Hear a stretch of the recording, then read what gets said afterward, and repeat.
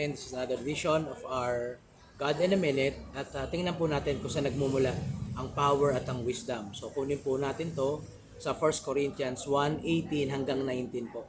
So tuloy po natin, basahin po natin. For the message of the cross is foolishness to those who perishing. But to us who are being saved, it is the power of God. For it is written, I will destroy the wisdom of the wise, the intelligence of the intelligence I will frustrate. Ano po? So dito po pinakita po ng Panginoon, power and wisdom na kailangan po natin sa araw-araw. Saan po nagmumula? Ito po ay nagmumula sa ating po Panginoon. Sa crucified Christ na ating po kinikilala ang ating Diyos, na ating Panginoon at tagapagligtas ng ating buhay. So wala pong iba.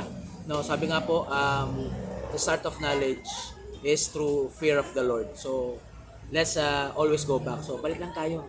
Thank you.